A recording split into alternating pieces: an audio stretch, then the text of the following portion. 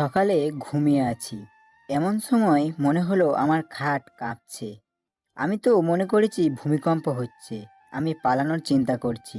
এমন সময় দেখি আমার মোবাইলটা কাঁপছে। গিয়ে দেখি ভাইব্রেশন করা আছে। দেখি রায় কল করেছে। কল রিসিভ করতেই, ওই কুত্তা বানর ছুচিদুর বদমাস কয়টা বাজে দেখেছিস? কেন 7টা 20 বাজছে?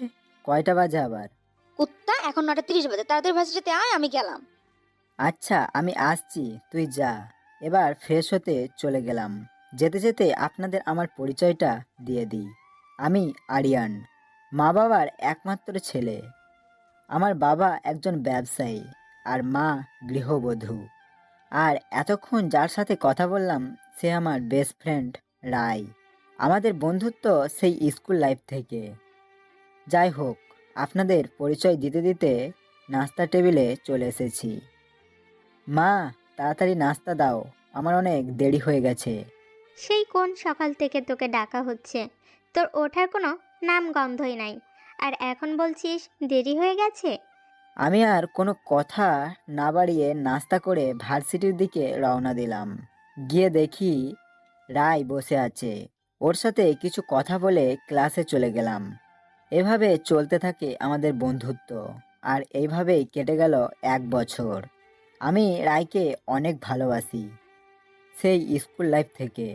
কিন্তু ভয়ে ওকে বলতে পারিনি, যদি বন্ধুত্ব নষ্ট করে দেয় আর আমাকে যদি ছেড়ে চলে যায়। কিন্তু না, আমি আর পারছি না ওকে ছাড়া থাকতে। তাই আমি চিন্তা করলাম কালকে বলে দেব আমার মনের কথা। তাই ওকে কল করলাম। রাই, কালকে তোর সাথে আমার কিছু কথা আছে, তাড়াতাড়ি ভার্সিটিতে আসবি তো? আমারও কিছু কথা আছে তোকে বলার, বলবো বলে বলা হয়নি। ঠিক আছে, কালকে তাড়াতাড়ি চলে আসিস। আমি সকালে ফ্রেশ হয়ে নাস্তা করে তাড়াতাড়ি ভার্সিটিতে চলে যাই। গিয়ে দেখি রায় এখনো আসেনি। একটু পর দেখলাম গেটের দিকে রায় আসছে। আজকে একটা নীল রঙের ড্রেস পরেছে। ওই ড্রেসে ওকে অসম্ভব সুন্দর লাগছে। মনে হচ্ছে নীলপরীর দেশ থেকে একটা পরী নেমে এসেছে। আমি তো হাঁ করে তাকিয়ে আছি ওর দিকে। ওর কথাই আমার হুঁশ ফিরল। কি রে, কি দেখছিস এমন করে? আমায় আগে কখনো দেখিসনি? না, কিছু না, বল কি বলবি। না, তুই আগে বল, তারপর আমি বলবো। না, তুই আগে বল। বলবি না তো? ঠিক আছে, আমি গেলাম তাহলে। আরে বলছি, দাঁড়া। হ্যাঁ বল, কি বলবি? না, তুই আগে বল কি বলবি, তারপর আমি বলবো। বলবি না তো? ঠিক আছে, তুই থাক তোর কথা নিয়ে, আমি গেলাম। আরে দাঁড়া, বলছি তো। হ্যাঁ বল, আর তোকে এত নার্ভাস লাগছে কেন? কি বলবি সোজাসুজি বলে দে। আসলে আসলে আমি তোকে ভালোবাসি। কি? হুম, সেই স্কুল লাইফ থেকে আমি তোকে ভালোবাসি। কিন্তু এতদিন সাহস করে বলতে পারিনি। যদি তুই আমাকে ফিরিয়ে দিস, আমার সাথে কথা বলা বন্ধ করে দিস, আমার সাথে বন্ধুত্ব যদি নষ্ট করে দিস, সেই ভয়ে বলতে পারিনি। কিন্তু আমি আর পারছি না। তোকে আমি হারাতে চাই না। তাই অন্য কারোর হওয়ার আগে আমি তোকে বলে দিলাম, প্লিজ আমাকে ফিরিয়ে দিস না। আমি তোকে অনেক ভালোবাসি। তোর মাথা ঠিক আছে তো? কি বলছিস এসব? আমি তোকে শুধু ভালো বন্ধু ভাবি, তাছাড়া আর কিচ্ছু না। তোর জন্য আমার মনে কোনো ফিলিংস নেই। প্লিজ দোস, একটাবার আমাকে সুযোগ দে। আমি তোকে অনেক ভালোবাসি। একটিবার বোঝার চেষ্টা কর। ও হাতটা ছাড়িয়ে নিয়ে একটা ঠাস করে থাপ্পড় মেরে দিল আর বলল, তোকে কতবার বলবো আমি তোকে ভালোবাসি না, আমি অন্য কাউকে ভালোবাসি। আর ওর সাথে পরিচয় করিয়ে দিব বলে তোকে ডেকেছিলাম। আর তুই এই দাম দিলে আমাদের বন্ধুত্বের? আর কোনোদিন আমার সামনে আসবি না, ভালো থাকিস। এটা বলে রায় চলে গেল। আর আমার চোখ দিয়ে অজস্র জল বয়ে যাচ্ছে। তাই ক্লাস না করে বাসায় চলে আসলাম। দরজা লাগিয়ে দিয়ে ওয়াশরুমে গিয়ে কান্না করতে লাগলাম, যাতে কেউ বুঝতে না পারে। রুমে এসে শুয়ে পড়লাম। দুপুরবেলা মা খেতে ডাকলো। আমি খাবো না বললাম। তাই মা আর কিছু না বলে চলে গেল। তারপর কান্না করতে করতে কখন যে ঘুমিয়ে পড়েছি মনেই নাই। ঘুম থেকে উঠে দেখি রাত হয়ে গেছে। আর এদিকে মা বাবা দরজার কাছে এসে ডেকেই চলেছে। তারপর দরজা খুলে দিলাম। কি হয়েছে তোর? সে কখন থেকে রুমে একা একা বসে আছিস, আর তোর চোখ এরকম কেন লাগছে? কান্না করছিস তুই? কি হয়েছে বাবা তোর? কি হয়েছে তোর? বল না আরিয়ান। কিছু হয়নি আমার। এমনি ভালো লাগছিল না তাই। তাহলে খেতে চল। আমি তখন চলে গেলাম খেতে, যাতে কেউ বুঝতে না পারে। খাওয়া দাওয়ার সেরে চলে আসলাম রুমে। রুমে এসে মোবাইল হাতে নিয়ে দেখি রায়ের কোনো কল বা মেসেজ নাই। এটা দেখে অনেক কষ্ট হলো। যে মেয়ে সবসময় কল মেসেজ দিয়ে মাথা খারাপ করে দিত, সেই কিনা আজকে কোনো মেসেজ বা কল দেয়নি। এতটাই ভুল করেছি আমি। আমি শুধু তোকে ভালোবেসেছিলাম, এটাই কি আমার দোষ ছিল? এসব চিন্তা বাদ দিয়ে বেহায়ার মতো রায়কে কল দিলাম। প্রথমবার রিসিভ করলো না, তারপর আবার কল দিলাম। রিসিভ করে রায় যা বলল, এতে তো আমার মাথা কাজ করা বন্ধ করে দিয়েছে। কি হয়েছে তোর? বারবার কল দিস কি কারণে? কেন কল দিতে পারি না আমি? তুই যে কাজ করেছিস এতে তোর সাথে আমার কোনো কথা বলার ইচ্ছা নাই, ঘৃণা হয় এখন তোর সাথে কথা বলতে। রায়ের কথাগুলো আমার বুকে এমনভাবে লাগছিল যেন কেউ আমার বুকে ছুরি বসিয়ে দিয়েছে। চোখ দিয়ে অজস্র জল বয়ে যাচ্ছে। কথাগুলো শুনে কি বলবো আমি বুঝতে পারছিলাম না। চুপ করে আছিস কেন? শুনে রাখ, আজকে থেকে আমাকে আর কল বা মেসেজ দিবি না। আর তোকে যেন আমার সামনে কোনোদিন না দেখি, কথাটা মনে থাকে যেন। ঠিক আছে, আমি আর কোনোদিন তোর সামনে দাঁড়াবো না। ভালো থাকিস। এটাই আমাদের শেষ কথা। বাই। কলটা কেটে অনেক কান্না করলাম। যাকে এতটা ভালোবাসলাম সেই আমাকে আজকে এতটা ঘৃণা করে। আচ্ছা, ভালোবাসাটা কি অন্যায়? কথায় আছে না, কান্না করে যাকে পাওয়া যাবে না তাকে হাসি মুখে বিদায় দাও। তাই এবার আমিও এটাই করব। থাকবো না এই জায়গাতে, চলে যাব অন্য কোনো জায়গায়, যেখানে রায়ের সামনে আমাকে আর কখনো যেতে হবে না। এইসব ভাবতে ভাবতে কখন যে ঘুমিয়ে পড়েছি মনে নাই। সকালবেলা মায়ের ডাকে ঘুম ভাঙলো। কি হয়েছে তোর আরিয়ান? আমাকে তো কিছু বলছিস না, আবার মন খারাপ করে থাকিস। আর চোখগুলো এরকম লাগছে কেন তোর? আরে তেমন কিছু না, রাতে অনেক ঘুমিয়েছি তো তাই হয়তো। ঠিক আছে, যা ফ্রেশ হয়ে আয়, আমি নাস্তা রেডি করছি। ঠিক আছে মা, তুমি যাও, আমি আসতেছি। কি করে বলবো তোমাদের মা, আমি কতটা কষ্টে আছি। আমি যে আর পারছি না সব কষ্ট সহ্য করতে। তারপর নাস্তার টেবিলে নাস্তা করতে চলে আসলাম। মা, বাবা, তোমাদের বলেছিলাম না যে তোমাদের সাথে আমার কিছু কথা আছে? বলো, রাখবা তো? কি কথা আগে বল আরিয়ান। আগে বলো আমার কথা রাখবা কি না। ঠিক আছে, রাখবো। বল কি কথা। আজ পর্যন্ত এমন কি হয়েছে যে তোর কোনো আবদার পূরণ করিনি? ঠিক আছে, রাতে বলবো। তারপর খাওয়া শেষে আমি চলে গেলাম। দুপুরে আর কিছু খাইনি। তারপর রাতে জল খেতে গেলাম, তখন মা বাবা বলল। কি কথা এবার বল। হুম, বলছি। না মানে আমি আর এখানে থাকবো না। আমি আমার মামার বাড়িতে থাকবো। আমার কথা শুনে মা বাবা বলল। কি বলছিস বাবা এসব তুই? তোকে ছাড়া আমি থাকতে পারবো না। তুই আমাদের একমাত্র ছেলে, আর তুই আমাদের ছেড়ে চলে যাবি? দেখো মা, আমি আর কথা বাড়াতে চাই না। আমি এখানে থাকবো না, ব্যাস। এখন ভাবো তোমরা কি করবে। আমি রুমে গেলাম, ভালো লাগছে না। হঠাৎ এই ছেলেটার কি হলো? সবসময় হাসি খুশি থাকতো, আর এখন কথাই বলতে চাচ্ছে না। তুমি একটু দেখো তো। আচ্ছা, আমি দেখছি কি করা যায়। কি হয়েছে ওর আমি শুনে নেব। তুমি ঘুমিয়ে যাও, আমি ওর সাথে কথা বলে আসছি। আচ্ছা ঠিক আছে, যাও, কি হয়েছে দেখে আসো। আমি রুমে শুয়ে আছি, অনেক কান্না পাচ্ছে। না চাইলেও চোখ দিয়ে জল বয়ে যাচ্ছে। মা এসে ডাকলো, তাই আমি তাড়াতাড়ি চোখের জল মুছে মায়ের দিকে তাকাই। কি হয়েছে তোর আজকে বলতেই হবে। আমার কিছু হয়নি মা। আমি তোর মা হই, আমি সবই বুঝি। বল না বাবা, তোর কি হয়েছে? আমি আর নিজেকে ধরে রাখতে পারলাম না। মাকে জড়িয়ে ধরে কান্না করতে লাগলাম। কি হয়েছে আরিয়ান, বল আমাকে। আমার কান্না দেখে মাও কান্না করতে শুরু করেছে। তাই আমি তখন মাকে প্রথম থেকে শেষ পর্যন্ত সব বলে দিলাম। ও আচ্ছা, এই কারণে তুই এখানে থাকতে চাইছিস না? একটা মেয়ের জন্য আমাদের ছেড়ে চলে যাবি? প্লিজ তুমি একটু বোঝার চেষ্টা করো। এখানে থাকলে আমার খুব কষ্ট হবে, তাই আমি মামার বাড়িতে থাকবো। এক্সাম যখন শুরু হবে তখন একেবারে আসবো। প্লিজ না করো না। ঠিক আছে বাবা, তুই যখন ওখানে ভালো থাকবি তাই হবে। আমি তোর মামার সাথে কথা বলছি, এখন ঘুমিয়ে যা। আচ্ছা মা, তুমি যাও, আমিও ঘুমিয়ে যাব। কি হয়েছে? আরিয়ান কিছু বললো তোমাকে? না, তেমন কিছু না, এমনি মামা বাড়ি যাবে বলছে, আর এক্সামের সময় চলে আসবে। তুমি আর কথা বাড়িও না, আমি ওর মামার সাথে কথা বলে আসছি। আচ্ছা যাও, যা ভালো হবে তাই করো। কেমন আছো ভাইয়া? ভালো আছি রে, তুই কেমন আছিস? ভালো আছি। ভাইয়া, তোমাকে যে কারণে কল দিয়েছি, হ্যাঁ বল। আসলে ভাইয়া আরিয়ান তোমাদের ওখানে থাকতে চাই, এখানে থাকবে না বলছে, একেবারে এক্সামের সময় আসবে, কালকে তোমাদের বাসায় যাবে। তাই নাকি? আমি কি স্বপ্ন দেখছি নাকি সত্যি আরিয়ান সাহেব আমাদের বাসায়? আমি তো অনেক খুশি। ঠিক আছে, কালকে পাঠিয়ে দিস। এক্সামের আগে কেন, ওকে আমরা সারা জীবনই রাখতে পারবো। ঠিক আছে, কালকে পাঠিয়ে দেব।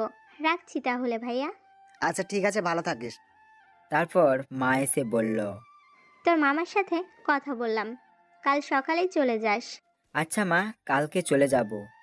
পরের দিন সকালে নাস্তা করে যখন বের হব তখন যা দেখলাম, তখন আমি কি করব ভেবে পাচ্ছিলাম না। দেখলাম মা বাবা কান্না শুরু করে দিয়েছে। তখন আমি কি করব ভেবে পাচ্ছিলাম না। একবার বাবা মার কথা ভাবছি আর একবার রায়ের কথা ভাবছি। যাই হোক, এখানে থাকা যাবে না। ওখানে গেলে মা বাবার সাথে কথা বলতে পারবো, কিন্তু এখানে থাকলে রায়ের সাথে দেখা হলে অনেক কষ্ট হবে। তাই থাকা যাবে না। প্লিজ মা, এমন করো না। আর ওখানে থাকলে আমি তো ফোনে কথা বলবো। আমি যাই, ভালোভাবে থেকো। আচ্ছা বাবা, ভালো করে যাস, গিয়ে আমাদের কল দিবি। ঠিক আছে মা। তারপর মা বাবাকে বলে চলে আসলাম, আর সিমটা চেঞ্জ করে নিয়েছি। মা বাবাকে বলে আসলাম এই নাম্বারটা যেন কাউকে না দেয়া হয়। মা বাবাকে বলে আসলাম এই নাম্বারটা যেন কাউকে না দেওয়া হয়, এমনকি রায়কেও না।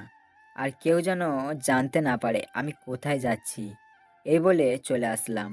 বাস স্ট্যান্ডে বসে আছি, রায়ের জন্য খুব কষ্ট হচ্ছে। একটু পর বাস আসলো, বাসে উঠে পড়লাম। চলে যাচ্ছি এই চিরচেনা কলকাতা শহর ছেড়ে বোলপুরে। আর বোলপুর হলো আমার মামার বাড়ি। অনেক দিন থেকেই যাওয়া হয়নি। কয়েক ঘন্টার পর মামার বাসায় চলে আসলাম। দরজায় কলিং বেল বাজাতেই মামা এসে দরজা খুলে দিল। কেমন আছো মামা? আমি ভালো আছি, তুমি কেমন আছো? ভালো আছি মামা। মামি, তুমি কেমন আছো? ভালো আছি বাবা, তুমি কেমন আছো?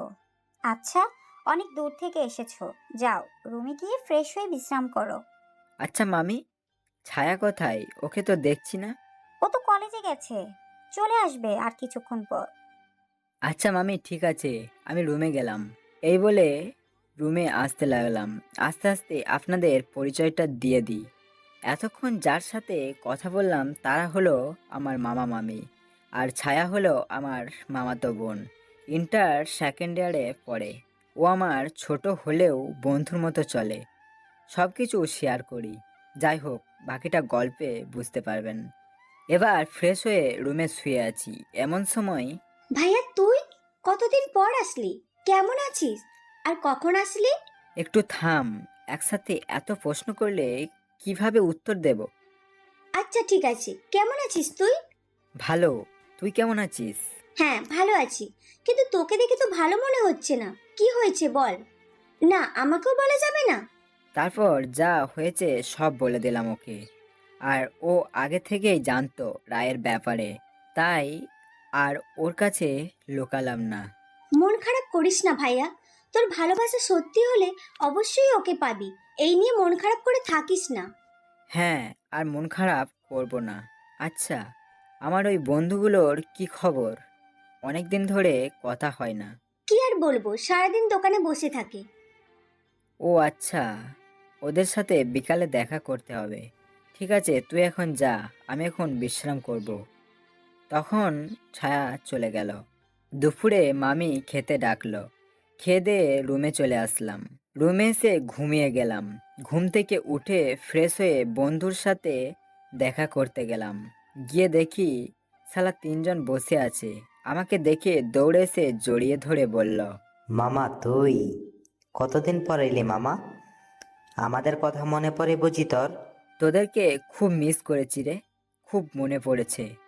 আসা হয়নি, এবার এসেছি। এক্সাম শুরু হওয়ার আগে পর্যন্ত থাকবো। মামা তাই নাকি? তাহলে তো আজকে ট্রিট দিতে হবে, অনেকদিন পর আসছিস। ঠিক আছে চল, আজকে যা খাবি আমি টাকা দেব।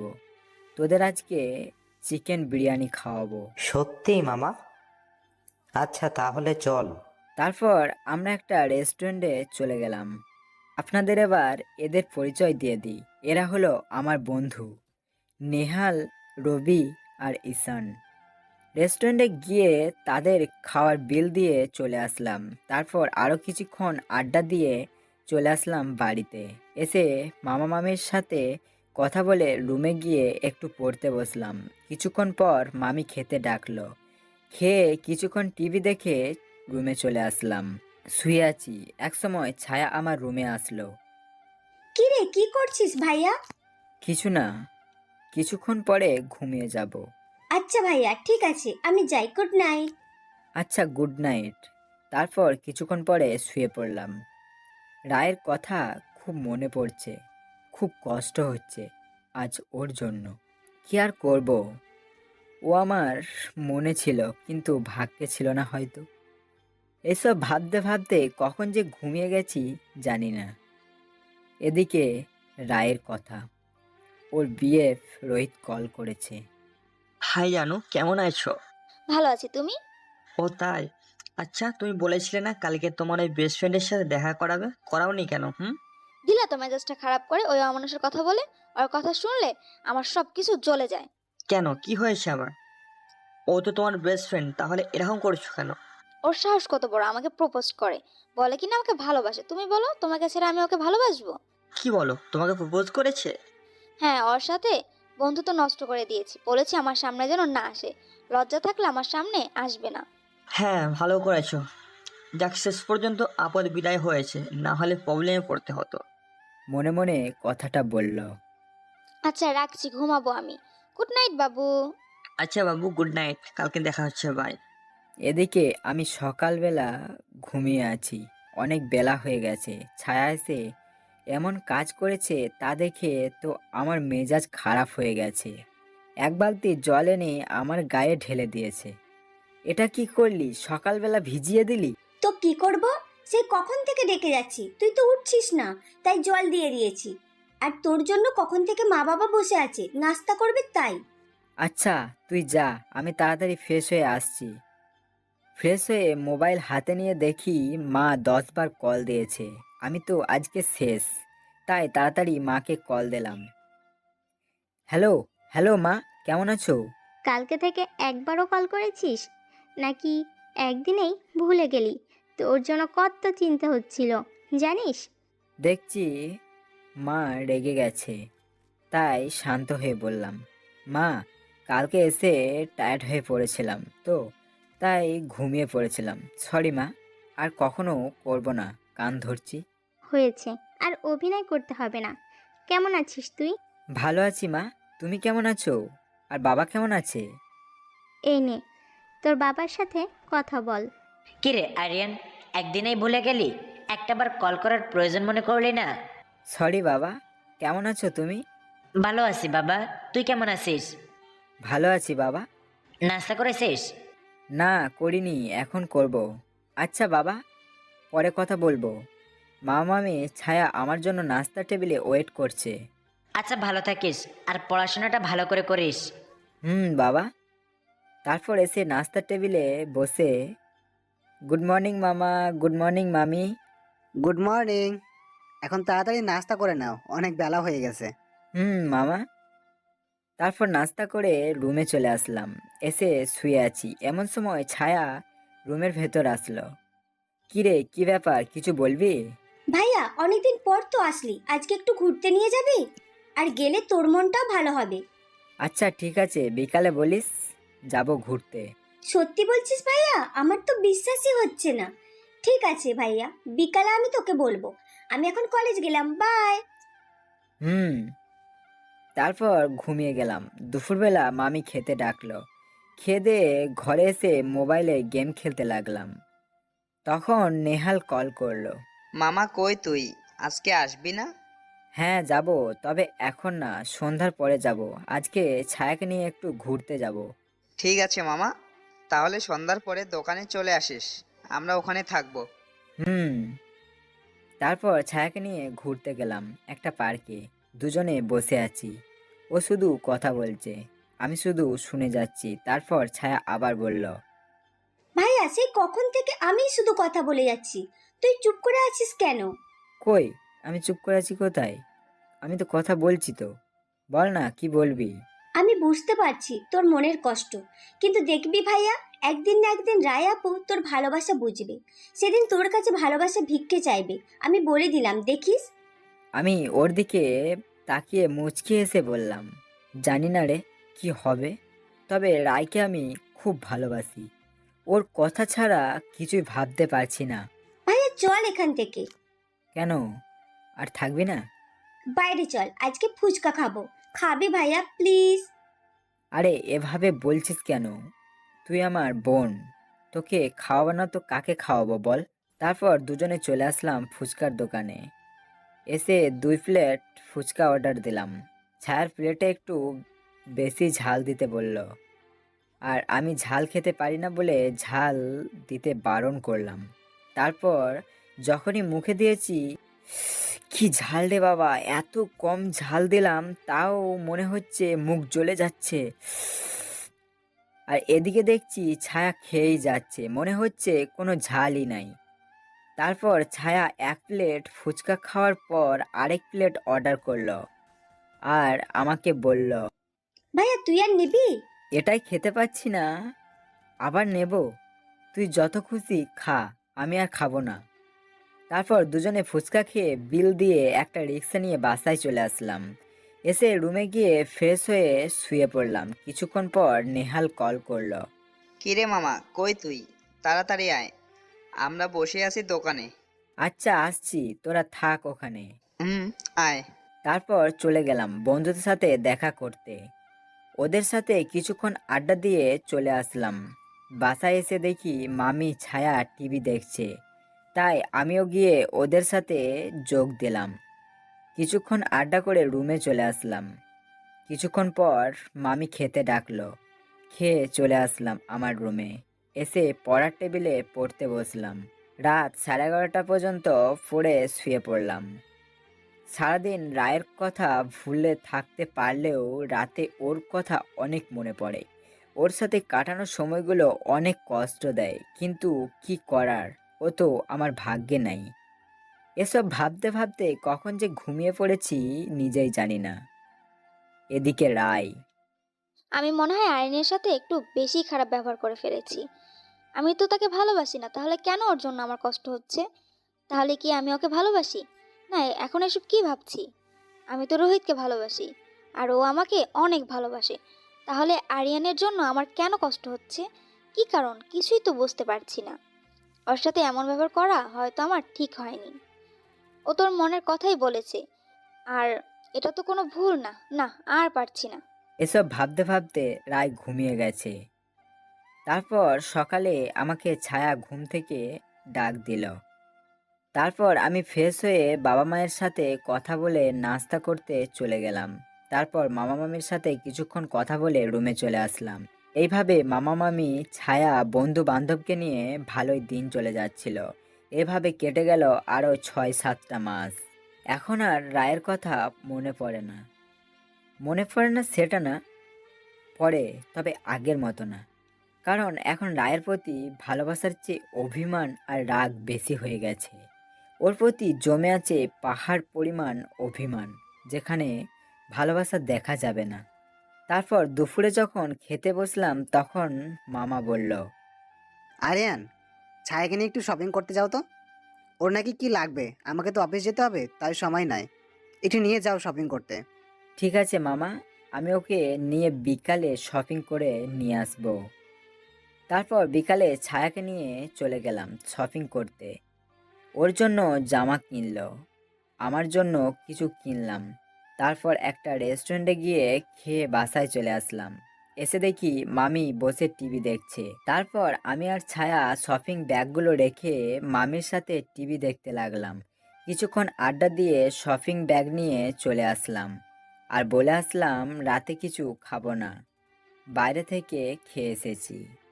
এইভাবে বন্ধুবান্ধব, ছায়া, মামা মামিকে নিয়ে চলতে চলতে আমার এক্সামের সময় হয়ে গেছে। এক্সামের আর মাত্র 5 দিন আছে। রাতে শুয়ে শুয়ে ভাবছি বাসায় গেলে তো আবার রায়ের সাথে দেখা হবে, আর ওর সাথে কাউকে দেখলে আমি তো সহ্য করতে পারবো না। কি করব? এখন এক্সাম তো দিতেই হবে। ওপরওয়ালা, সব কষ্ট কি আমার জন্যই রেখেছো? এসব ভাবছি। এমন সময় মামি খেতে ডাকলো। আমিও চলে গেলাম। খাবার সময় মামা মামিকে বললাম, মামা, কালকে বিকালে আমি চলে যাব। কেন? কোনো সমস্যা হচ্ছে তোমার এখানে থাকতে? না মামা, আমার আর এক্সামের 5 দিন আছে, তাই আমি কালকে বিকালেই চলে যাব। আচ্ছা বাবা, ঠিক আছে, যাও, ভালোভাবে এক্সাম দাও। তোমাকে ছাড়া থাকতে খুব কষ্ট হবে বাবা। এতদিন থাকলে আবার চলে যাবে, বাসাটা ফাঁকা ফাঁকা লাগবে। আমি জানি মামা, তোমরা আমাকে অনেক ভালোবাসো। এক্সাম শেষ হলে আমি আবার আসবো ঘুরতে। তারপর চলে আসলাম রুমে। এসে কিছুক্ষণ পরে ঘুমিয়ে পড়লাম। সকালবেলা নাস্তা করে বের হয়ে চলে গেলাম বন্ধু বান্ধবের সাথে দেখা করতে। ওদেরকে বলে আসলাম বিকালে চলে যাব। ওরা সবাই জড়িয়ে ধরে বলল। মামা চলে যাবি? আমি বললাম এক্সাম শেষে আবার আসবো। এই বলে কিছুক্ষণ আড্ডা দিয়ে চলে আসলাম। দুপুরে খেয়ে দিয়ে মামা মামির আর ছায়ার কাছে বিদায় নিয়ে চলে আসলাম। বাস স্ট্যান্ডে বসে আছি। মা বাবাকে বলিনি বাসায় যাচ্ছি, সারপ্রাইজ দেব বলে। কিছুক্ষণ পর বাস আসলো। বাসে উঠে পড়লাম। কিছুক্ষণ পর আমার চিরচেনা শহর কলকাতায় চলে আসলাম। বাসায় কলিং বেল বাজাতেই মা এসে দরজা খুলে দিল। আমাকে দেখে জড়িয়ে ধরে কান্না শুরু করে দিয়েছে। তারপর সবার সাথে কথা বলে রুমে গিয়ে ফ্রেশ হয়ে খাবার খেয়ে শুয়ে পড়লাম। সকালে একবার কলেজে যেতে হবে, কিন্তু কলেজ গেলেই তো রায়ের সাথে দেখা হবে। তখন কি করব? এত কিছু ভাবতে হবে না, আমাকে যেতেই হবে। তারপর সকালে নাস্তা করে কলেজের দিকে রওনা দিলাম। কলেজের গেটে ঢুকতেই দেখি রায় বসে আছে। আমি দেখেও না দেখার ভান করে চলে যেতেই হলো, কিন্তু হঠাৎ ও আমার সামনে চলে আসলো। আমি ওর সাথে কথা না বলে চলে গেলাম প্রিন্সিপালের রুমে। আর এদিকে রায় আমার দিকে চেয়ে আছে। তারপর প্রিন্সিপালের সাথে কথা বলে চলে আসলাম বাসায়। রুমে এসে ফ্রেশ হয়ে শুয়ে পড়লাম। এখন ভাবছি রায়কে দেখে মনে হচ্ছে কতদিন যে ভালোভাবে ঘুমায়নি। চোখের নিচে কালো দাগ পড়ে গেছে, শুকিয়ে গেছে আগের চেয়ে অনেক। ওর জন্য আজকে অনেক কষ্ট হচ্ছে। যতই হোক, ভালোবাসি তো তাকে। সেটা না হয় হলোই না একতরফা। এইসব ভাবতে ভাবতে কখন যে চোখ দিয়ে জল এসেছে বুঝতে পারিনি। এমন সময় মা আসলো। আমি তাড়াতাড়ি চোখের জল মুছে মায়ের দিকে তাকালাম। মা, তুমি এখানে? তুই নিশ্চয়ই এখন রায়ের কথা ভাবছিস। সবার কাছ থেকে মনের কথা লুকানো গেলেও মায়ের কাছ থেকে লুকানো যায় না, তাই বলেই দিলাম। তুই কি এখনো রায়কে ভালোবাসিস? ভালোবাসলে বল আমাকে।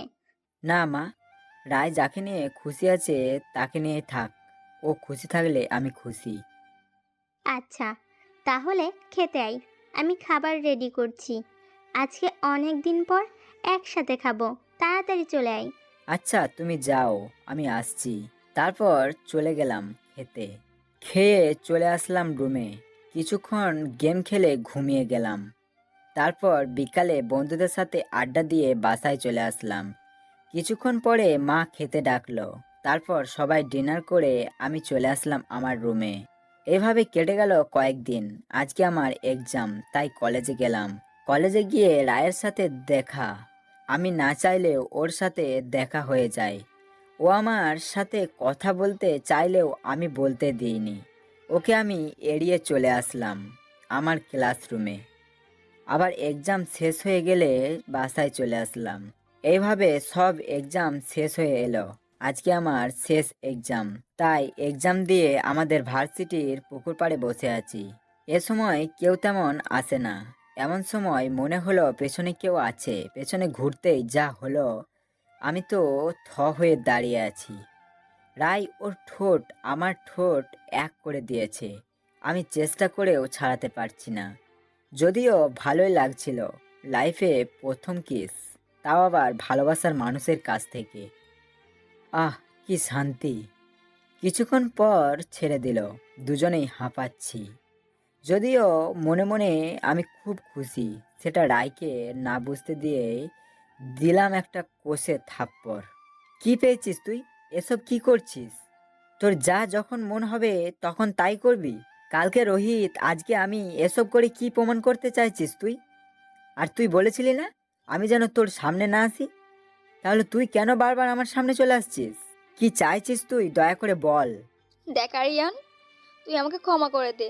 তোকে সেদিন আমি ভুল বুঝেছিলাম। তোর ভালোবাসাটা আমি বুঝতে পারিনি। আমি মানুষ চিনতে ভুল করেছিলাম। তো আমি এখন কি করব?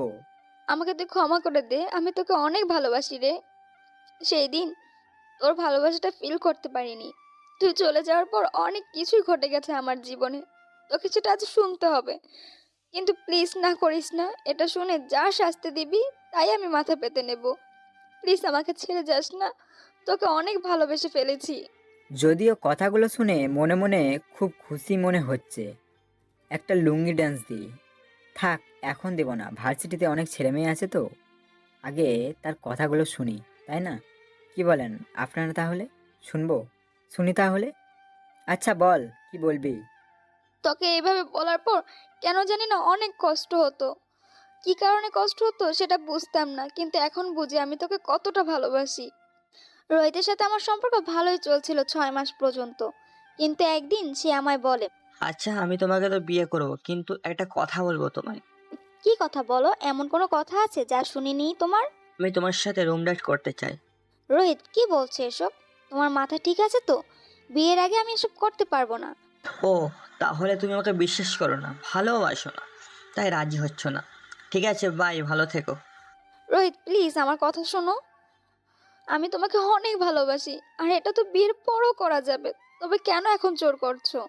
আমি এত কিছু জানি না, যেটা চাই সেটা করতে পারলে আমি তোমার সাথে আছি, না হলে বাই।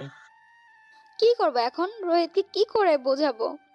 তারপর থেকে শুরু হয় আমাদের মধ্যে ঝামেলা। আমি ওর কথায় কখনো রাজি ছিলাম না, তাই ও আমার সাথে ব্রেকআপ করে দেয়। তারপর একদিন পার্কে যাই, তখন রোহিতকে দেখলাম একটা মেয়ের সাথে হাত ধরে বসে আছে। আমি রাগ সামলাতে না পেরে কষে একটা থাপ্পড় মেরে দিই আর বলি, তুমি আমাকে এতদিন ভালোবেসে এখন অন্য মেয়ের সাথে নষ্টামি করছো? লজ্জা করছে না? রোহিত, কি শুনছি এসব? ওকে, তুমি ভালোবাসো তাহলে আমাকে, কি করো? এই বলে সেই মেয়েটা তাকে থাপ্পড় মেরে দিল। তারপর মেয়েটা যখন চলে গেল। এটা কি করলি তুই? ওর সামনে আমাকে থাপ্পড় মারলি? তুমি আমাকে মারলে? তুমি একটা মেয়ের সাথে কথা বলবে, আমি এটা মেনে নেব? আমি তোমাকে ভালোবাসি রোহিত। ভালোবাসা? কে তোকে ভালোবাসে? এতদিন ভালোবেসেছিলাম তোর শরীরকে, আমি তোকে কখনোই ভালোবাসিনি, শুধু অভিনয় করেছি। যখন তোর শরীর পাবো না, তাহলে তোর সাথে আমার ভালোবাসার নাটক করে কি লাভ? তোর মতো মেয়েকে আমি ভালোবাসি না, যা এখান থেকে, আমার সামনে কখনো আসবি না। এটা বলে রোহিত চলে গেল। আমি এখানে বসে কান্না করতে লাগলাম। আমি যাকে ভালোবাসতাম সে আমাকে ঠকালো, আর যে ছেলে আমাকে পাগলের মতো ভালোবেসেছিল তার ভালোবাসাই আমি বুঝতে পারলাম না। এখন আমি কি করব? আরিয়ান কোথায় আছে আমি তো সেটাও জানি না। এখন যদি আরিয়ানের মায়ের কাছে যাই তাহলে আমাকে কিছুই বলবে না, তাই আমাকে অপেক্ষা করতে হবে। আরিয়ান এক্সাম দিতে অবশ্যই আসবে, তখন ওর সাথে কথা বলতে হবে। তখন আমি ক্ষমা চেয়ে নিব। সেদিন থেকে আমি ভালো করে ঘুমায়ও নি, সবসময় তোর চিন্তা করতাম কখন তুই আসবি, তোর থেকে ক্ষমা চাইবো। দেখ রাই, আমার তোর ওপর কোনো রাগ নেই, আর তুই কোনো ভুলও করিসনি, তাই ক্ষমা চাওয়ার কোনো দরকার নেই। আমি জানি তুই এখনো আমাকে ভালোবাসিস, কিন্তু অভিমান করে আছিস। প্লিজ একবার আমাকে সুযোগ দে, আমি তোকে অনেক ভালোবাসবো রে। এসব কথা শুনে মনে মনে খুব খুশি হচ্ছিলাম না, কি বলবো, কিন্তু মনে মনে বললাম, তুই আমাকে অনেক কষ্ট দিয়েছিস, তাই তোকে একটু কষ্ট দিব। আমি তোকে ক্ষমা করে দিয়েছি, আর আমার সামনে আর কোনোদিন আসবি না, এটা বলেই চলে আসলাম। বাসায় এসে ফ্রেশ হয়ে দুপুরের খাবার খেয়ে রুমে গিয়ে আমি গেম খেলতে লাগলাম। তারপর বিকালে বন্ধুবান্ধবের সাথে আড্ডা দিয়ে বাসায় চলে আসলাম। তারপর মা বাবার সাথে ডিনার করে কিছুক্ষণ আড্ডা দিয়ে রুমে চলে আসলাম। এসে কিছুক্ষণ ফেসবুক করে ঘুমিয়ে গেলাম। এভাবে কয়েকদিন কেটে গেল। একদিন রাতে এসে মা যা বলল তা শুনে তো আমার মাথায় আকাশ ভেঙে পড়ল। কি করব বুঝতে পারছি না। রুমে শুয়ে আছি, এমন সময় মা রুমে আসলো, এসে বলল, তোর বিয়ে ঠিক করেছি। মা এসব কি বলছো? আমি বিয়ে করতে পারবো না, তুমি তো সব জানো। আমি এত কিছু জানি না। বিয়ে ঠিক করেছি, ব্যাস। তোকে বিয়ে করতে হবে। তুই কি মেয়ের ফটো দেখবি? না, দেখবো না। যখন আমাকে না বলেই বিয়ে ঠিক করে ফেলেছো, ফটো দেখে কি হবে? কবে বিয়ে সেটা বলো। কালকে তোর বিয়ে, অনুষ্ঠান করা হবে না, পারিবারিকভাবে তোদের বিয়ে দিয়ে দিব। তোর বন্ধুদের বলে দিস। মায়ের কথা শুনে এখন আমি কি করব? রায়কে ছাড়া তো আমি থাকতে পারবো না। আর এখন তো রায় আমাকে ভালোবাসে, তাহলে ও কি বিয়েটা আটকাবে না? তাই রায়কে কল দিলাম। প্রথমবার রিসিভ করলো না, আবার কল দিলাম, এবার রিসিভ করে বলল, তুই কেন কল দিয়েছিস? তোর সাথে আমার কোনো কথা নাই। মা আমার বিয়ে ঠিক করে ফেলেছে রে। তো বিয়ে করে নে, আমাকে কেন বিরক্ত করছিস? এটা বলেই রায় কল কেটে দিল। আমি আবার কল দিলাম, কিন্তু ফোনটা বন্ধ বলছে। আমি রাগ করে বললাম, ঠিক আছে, তুই আমাকে ছাড়া ভালো থাকবি তো? থাক, আমি বিয়ে করে নেব একদিন, তখন বুঝবি। পরদিন সকালে ঘুম থেকে উঠে ফ্রেশ হয়ে নাস্তার টেবিলে বসে আছি। তোর বন্ধুদের বলেছিস? হ্যাঁ, সবাইকে বলা হয়ে গেছে, কিছুক্ষণ পর চলে আসবে। আচ্ছা, যা, তোর বন্ধুরা আসলে রেডি হয়ে নিবি। আর ছায়া, তোর মামা মিমি আসছে। তারপর আমার বন্ধুরা আসলো, তখন আমি রেডি হয়ে নিলাম। তারপর ইচ্ছা না থাকা সত্ত্বেও বিয়ে করতে গেলাম। আমি এখনো পর্যন্ত মেয়েকে দেখতে পাইনি যার সাথে আমার বিয়ে হয়েছে, আর দেখার ইচ্ছাও নাই। যাই হোক, বিয়ের কাজ সম্পূর্ণ হয়ে গেল।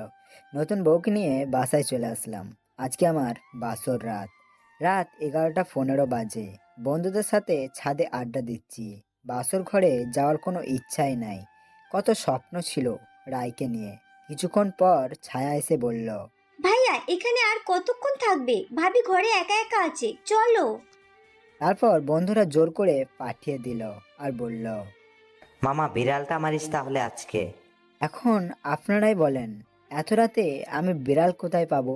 তারপর আমার বন্ধুরা চলে গেল। আমি আমার বাসর ঘরের সামনে দাঁড়িয়ে আছি। আমি ছায়াকে বললাম, তুই তো জানিস আমি রায়কে কত ভালোবাসি। আরে ভাইয়া ভেতরে যা, তোর জন্য সারপ্রাইজ আছে, গেলেই দেখতে পাবি। তারপর আমিও আস্তে আস্তে এক বুক সাহস নিয়ে ভেতরে গিয়ে দরজাটা লাগিয়ে দিলাম। তারপর নিশা এসে আমার পায়ে সালাম করলো। তারপর গিয়ে আবার খাটে বসে পড়লো। হ্যাঁ, নিশা হলো আমার বউ, যার সাথে আমার বিয়ে হয়েছে। মা শুধু নামটা বলেছে, কিন্তু এখনো তাকে দেখিনি। আমি তাকে বললাম, দেখেন, আমি অন্য কাউকে ভালোবাসি, আর আমার মা বাবার কথা রাখতে আপনাকে বিয়ে করেছি। সো প্লিজ আমার কাছে স্বামীর অধিকার চাইবেন না। এটা বলেই বেলকনিতে চলে আসলাম। এসে রায়ের কথা ভাবছি, এমন সময় নিশা আমার কাঁধে হাত রাখলো। এই যে দেখেন, এটা বলে যেই ওর দিকে তাকিয়েছি, আমি তো অবাক হয়ে ফ্লোরে পড়ে গেলাম। অবাক হয়েছি কেন জানেন? কারণ নিশা আর কেউ নয়, আমার রায়। তুই এখানে? তাহলে আমার বউ কোথায়? কুত্তা, তুই কি ভেবেছিলি আমাকে ছাড়া তুই অন্য কাউকে বিয়ে করবি? আর তা আমি হতে দেব? কিন্তু এটা কি করে সম্ভব? আমাকে কিছু বলেনি তো। বললে আমি তো এত কষ্ট পেতাম না। আমি বারণ করেছিলাম তোর মা বাবাকে সারপ্রাইজ দিব বলে। আচ্ছা, তোকে সবকিছু বলছি, দাঁড়া। তুই আমাকে ছেড়ে চলে যাওয়ার পর আমি তোর মায়ের সাথে দেখা করি। তুমি এখানে কি চাও? তুমি তোমার জন্য আজ আমার ছেলে 1 বছর আমাদের থেকে দূরে ছিল। এখন কেন এসেছো আমার কাছে? চলে যাও বলছি। আন্টি প্লিজ আমাকে ক্ষমা করে দিন। আমি আপনাকে সব বলছি। তারপর আন্টিকে সব কিছু বলে দিলাম। তারপর আন্টি বলল, তুমি যখন তোমার ভুল বুঝতে পেরেছো, তখন আমি তোমার কথা রাখবো। আর আমার ছেলে তোমাকে অনেক ভালোবাসে। তোমাকে পেলে ও অনেক খুশি হবে। আর তুমি ওকে অনেক ভালোবাসবে, সেটা আমি বুঝতে পেরেছি। ধন্যবাদ আন্টি, আপনাকে অনেক অনেক ধন্যবাদ। কিন্তু আরিয়ানকে কিছু বলবেন না যে আমার সাথে ওর বিয়ে হচ্ছে। তারপর আমি, মা, ছায়া, মামা, মামি সবাই মিলে প্ল্যান করি। এখন বুঝতে পারছো সোনা? তুই কি ভাবছিস তোকে আমি অন্য কারো হতে দেব? তোকে যে আমি অনেক ভালোবাসি। আচ্ছা চল ছাদে যাব। ঠিক আছে চল। না, আমি এভাবে যাব না, আমাকে কোলে নিতে হবে, তাহলে যাব। কি আর করার, কোলে নিয়েই চলে গেলাম। ছাদে যেতে যেতে বললাম, এত ওজন, একেবারে আটার বস্তা তো। কি? আমি আটার বস্তা? নামা আমাকে, যাব না তোর সাথে আমি ছাদে। রাগ করছিস কেন? আমি তো তোকে রাগানোর জন্য বললাম। তোর শরীর তুলোর মতো নরম, তাহলে ওজন হবে কি করে? তারপর গিয়ে ছাদে বসে আছি, ও আমার কাঁধে মাথা রেখে শুয়ে আছে। আমি কখনো ভাবিনি রে আরিয়ান, তোকে আবার ফিরে পাবো, আমার নিজের এর করে পাবো। আমিও কখনো ভাবিনি যে তোকে ফিরে পাবো। এই ওয়েট, আমরা এখন স্বামী স্ত্রী, ওকে? সো আমরা তুমি করে বলবো। ভাগ এখান থেকে। ছোট থেকে তুই করে বলে আসছি, এখন বলছিস তুমি বলতে। আমি পারবো না বলতে। আচ্ছা, সবার সামনে না হয় তুমিই বলো। হ্যাঁ ঠিক আছে। তারপর রায়কে কোলে নিয়ে রুমে চলে আসলাম, এনে বিছানায় শুইয়ে দিলাম।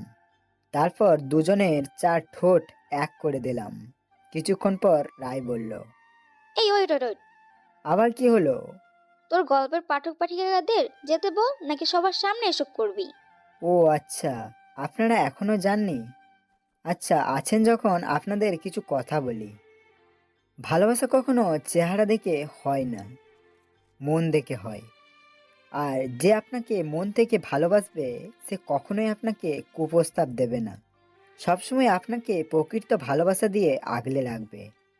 একটা উদাহরণ দিই আপনাদের। ধরেন আপনি বাইরে কোথাও গিয়েছেন, সেখানে আপনার খুব খিদে পেয়ে গেল, তাই আপনি 1 প্যাকেট বিস্কুট কিনলেন। আপনি সেই বিস্কুটগুলো খেয়ে নিলেন। তারপর সেই বিস্কুটের প্যাকেটটা রেখে দেবেন? নিশ্চয়ই রেখে দেবেন না, রাস্তায় ফেলে দেবেন। ঠিক এইরকমই, আপনি যদি আপনার বয়ফ্রেন্ডকে বিয়ের আগে সব কিছু দিয়ে দেন, তাহলে কেন সে আপনাকে বিয়ে করবে? সে রাস্তায় ছুঁড়ে মারবে। আর বিয়ের আগে যদি এইসব না করতে দেন, তাহলে বিয়ের পর যাই করুক, তাও বাড়িতেই থাকতে পারবেন। তাই আপনাকে বিয়ের আগে এসব করার কথা যে বলবে, তখন ভেবে নেবেন সে আপনাকে ভালোবাসে না, আপনার শরীর পাওয়ার জন্যই আপনার সাথে অভিনয় করছে। কথাগুলো যদি খারাপ লাগে তাহলে ক্ষমা করে দেবেন। আর পাঠক পাঠিকারা, আপনারা এবার যান, আমাদের তো বাসর করতে হবে। এটা তো আপনাদের সামনে করতে পারবো না। এটা আপনারা নিজ নিজ বাসর রাতে দেখে নেবেন, ওকে? Good night.